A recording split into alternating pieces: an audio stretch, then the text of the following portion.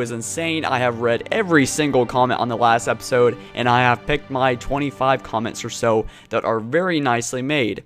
Now, we won't be going over all 25 today, but of course these will be featured sometime in the future. And also, guys, I would like to say you might want to visit the forums. That's also a very good way to come in contact with me if you want to interact with me and talk about Halo 5 and talk about other things. And you know, the community is kind of forming on there. We're actually kind of forming something of our own, and it's just really interesting to watch that evolve. And I would love for you guys to go take a step over there and kind of expand your yourself into the Halo follower universe. Whatever that is. So basically, when I started talking back, I wanted to entertain our heads with ideas and hopefully populate the community with the coolest ideas. And it's actually a really good vantage point for seeing what the community wants, as I try to grab the most original ideas or the ones I haven't talked about yet in the series. So first off, we actually have some really cool today. So the first guy says, Mr. Hat Tricks, something I would love to see. He says, assuming that the Prometheans are the enemies in Halo 5 or the new variations of Prometheans, keeping the Night Watchers and Crawlers, and maybe adding a hunter like Promethean or an up-armored version of the Knight. So I guess that would be the Knight Commander, technically. But so basically, he is talking perhaps maybe like a hunter form of the Promethean. So the Prometheans really made Halo 4 unique. It actually added a lot of really, I mean, it really threw Halo players off track because they have been fighting the Covenant ever since Halo 1. And, you know, the elites were really hard. All they could really do was maybe roll out of the way and just do a few different things. But when we had to encounter the Prometheans, you had the Watchers guarding the Knights, and you had the Crawlers constantly just getting up in your grill, and it was just really annoying. A lot of people said that they hated the Prometheans just because they were so I don't know, just like really unfamiliar with them, and they just couldn't really get a grip on how to defeat their strategy. And I think adding something new into Halo 5, and of course bringing back that feel that Halo 4 had, especially in the first few missions of the campaign and fighting the Prometheans, basically what I'm trying to say is that I would love to see that feel back in Halo 5. The Spectral Force says, Mantis was meant to fly and run fast originally. I recently bought the Halo 4 book of concept art, and it shows a Mantis exactly the same concept for the thruster looking things above the arms. And of course, yes, there was. I actually took a look at that. I made an update about it a very long time ago. Yes, it was originally supposed to do a lot more than it was now, but I guess they just pretty much made it invincible in Halo 4.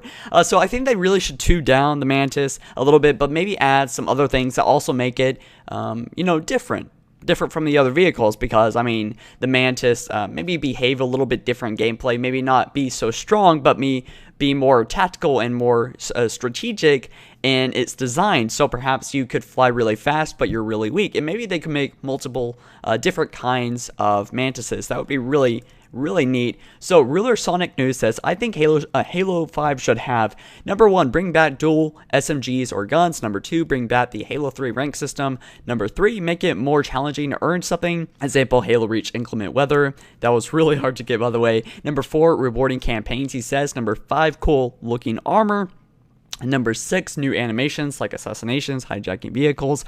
He says number 7, rewarding guns and unlocks. Number 8, all Halo 1, 2, and 3 vehicles. Now, when I first got this comment, I kind of imagined that it would be a little bit more realistic. A lot of the things that he has said is realistic. I mean, bring back the SMG, bring back the Halo 3 ranking system. That's pretty easy, but I don't know about bringing back all the vehicles.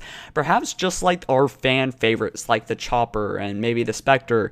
Those vehicles that really made the thing, because I think the core vehicles that were only featured in Halo 4 just were not enough, because the Mantis, it was a very nice vehicle. It was a very nice addition, but all the vehicles that they took out, all the original stuff in the original trilogy, that is, I mean, some of that stuff probably should have stuck along for being that new core of vehicles in a Halo game. Something that should really be there no matter what, like the Warthog and maybe now Mongoose. It's kind of in the core now, but So our next one is Arbiter, and number 10 is Skulls in the Campaign. It was fun to search for them in Halo 3, he finally says, ending the comment. So yes, Skulls were really fun. I found them a lot of fun to especially use to unlock armor, and I think that really encourages users. I mean, if 343 really wants people to go back in Halo 5's campaign and actually replay the experience, you know, I just don't really know if there's too many things that 343 really try to make people play the campaign in Halo 4.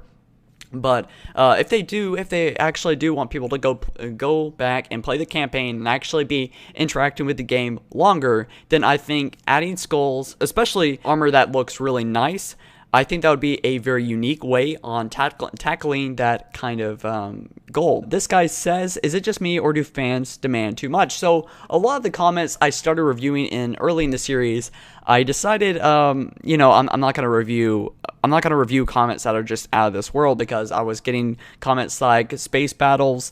Of course, space battles are possible, especially with the Xbox One. Xbox One's very powerful. We've seen the stuff that it's been able to do, the next-gen technology versus the PS4, and of course, both units can really produce some high-quality gameplay, whether that be larger maps or just better-looking graphics. But do fans demand too much? Well, I think fans demanding things make a game a lot better. This guy, I don't know how to say that, but I would say your name if I could, Turn Films. I think us demanding stuff that is out of this world is sort of healthy for the community to finally, just discuss what they want and what our long-term goals are. Because people back in Halo 3, right when Halo 3 came out, people were like, oh, it would be really cool because Halo 2 introduced infection. If I'm wrong, I may be wrong on that, but I believe it did. Not many people know that. I'll have to go to double check, but, don't quote me on that. So basically, people, ever since, for years, I've heard people say, please bring the Flood into a future Halo game for infection, for multiplayer. And I remember people on Xbox Live, when I was talking to people, they're saying, no way, that's not going to happen. That's out of this world. I guess people are demanding too much for asking Flood to be in multiplayer. Oh my goodness, look at that. 343 actually added a Flood mode, which replaced infection, and added, of course, Flood into multiplayer. So I think these demands that are too much just is healthy, and it actually shows what the fan base wants. And I don't think that anybody should ever pull back what they really want and not post it, because I think if we ask for something enough, we're going to get it, especially with Forge World, and we got Forge Islands. We showed on how much we loved Forge, and Bungie went out of their way, something that was, really nuts for gaming and stuff. They actually made Forge World because they knew how much the community loved Forge, and they went out there and they did the impossible, which actually turned out to actually, be a reality. It turned out becoming something that could be made into a Halo game. So we've hardly reviewed any comments in this. I'm just getting distracted. I'm having fun today. So our next comment is from Zaxers1. Ability for people with Kinect to make their own stances for the player card. Say if I wanted to have a stance looking down and facing forward, I could do a stance for the Kinect, and it creates one. If they really want to make something, maybe integrate with the Kinect and their big title Halo 5, adding something that would integrate the Kinect in Halo 5 is a really good idea, especially if it affects not specifically gameplay. Making stances would be a very nice transition from people, being really upset about the Kinect and then being like, oh, cool, I can actually do this with my device that I don't want but have in my favorite Halo game, or the newest Halo game. So, Lollipopululo, if I said that right, I think I added a couple extra O's. What interested me about his comment is that make the disc playable without internet. And so, I wanted to bring this up. Obviously, that the game is now playable without internet, but seeming that Microsoft has made the Xbox One work with all Xbox One games without internet. So, that's really nice of them. Thanks a lot, 343, Microsoft, my bad. But yes, when he says make the disc playable without internet, I am assuming he is talking about things like Spartan Ops.